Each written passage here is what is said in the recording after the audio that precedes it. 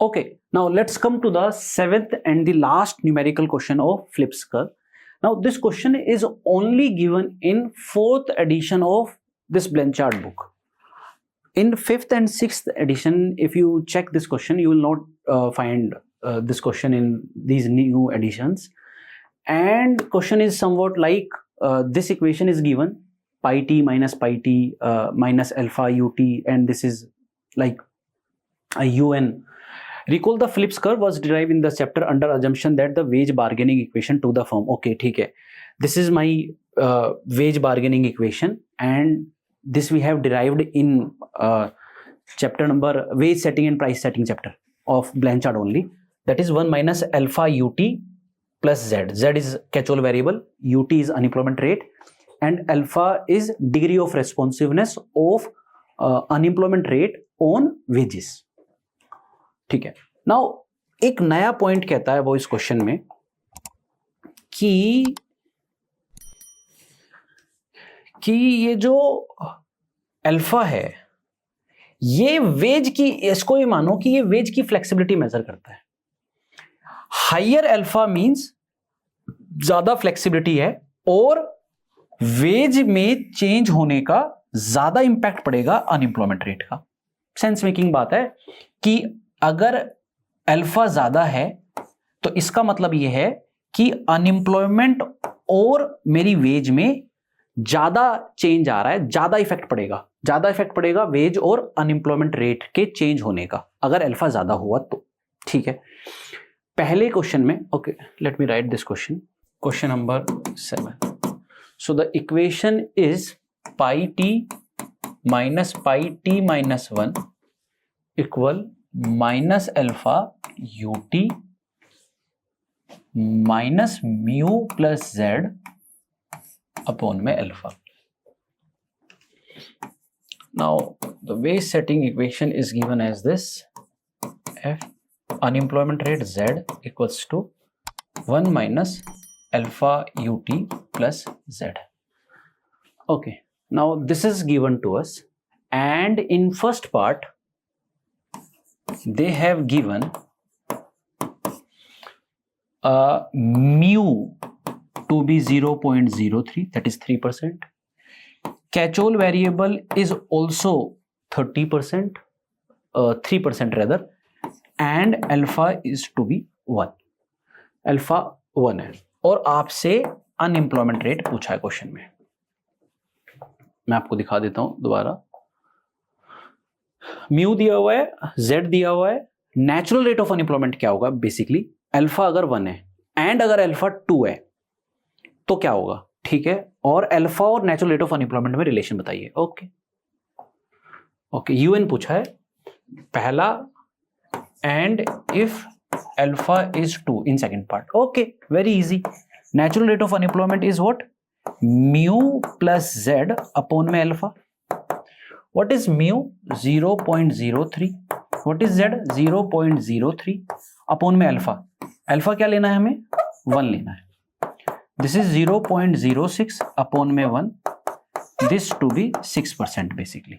तो पहले केस में जब alpha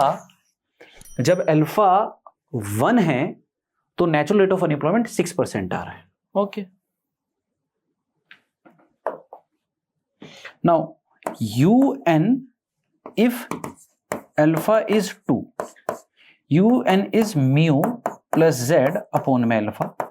mu is same 0.03, z is same 0.03. now alpha is 2. अब alpha कितना है? 2. 0.06 upon में 2, it become 3%. very easy. so क्या पता लगा हमें इस क्वेश्चन में? जब मेरा अल्फा की वैल्यू बढ़ी तो मेरा natural rate of unemployment decrease हो गया. जब अल्फा की वैल्यू बढ़ी, जब अल्फा की वैल्यू 1 से 2 हुई है और मेरा क्या हुआ? नेचुरल रेट डिक्रीज हो गया 6% टू 3%. तो ये रिलेशन है बिटवीन अल्फा एंड यूएन. ये तो हम पहले से भी जानते हैं. ठीक है. हमने बाकी क्वेश्चंस में नोटिस किया ही है. Let's come to the b part. वैसे इसकी इंटरप्रिटेशन क्या हो सकती है?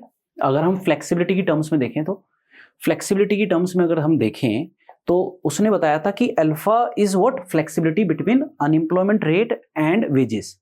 तो अगर वेज फ्लेक्सिबिलिटी ज्यादा होगी, वेज फ्लेक्सिबिलिटी अगर ज्यादा होगी 1 से 2 हो जाएगी, तो नेचुरल रेट ऑफ अनएम्प्लॉयमेंट कम होगा।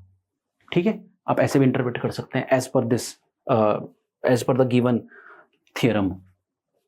Now b part, if I look at the B part, suppose that as a result of an oil price increase हुए, mu increase हो गया now from 0.3 to 0.06. What is the new natural rate of unemployment? Again बाकी चीजें same है, alpha 1 लीजिए, unemployment rate बताइए natural rate, alpha 2 लीजिए, natural rate of unemployment बताइए, प्राइस शॉक आ गया है, ठीक है, because of oil price shock, oil price increase हो गए। इससे क्या कंक्लूड कर सकते हो सप्लाई शॉक के बारे में? सप्लाई शॉक आने से क्या कंक्लूड करोगे? ठीक है, ठीक है, mu is now 0.06, z is 0.03, alpha 1 and then alpha 2, ये दो केस लेने। Now UN mu plus z upon में अल्फा, mu is 0.06, z is 0.03 upon में 1, 0.09 upon में 1, 9% आ गया natural rate of unemployment, very easy. Where is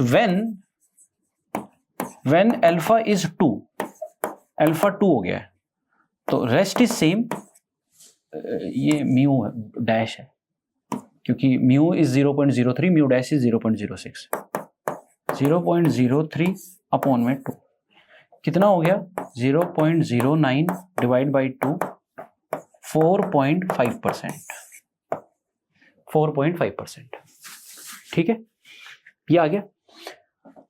तो अगेन सेम बात, ये तो सेम ही है कि जब वेज फ्लेक्सिबिलिटी इंक्रीज हुई, अल्फा इंक्रीज हुआ, तो natural rate of unemployment decrease हो गया।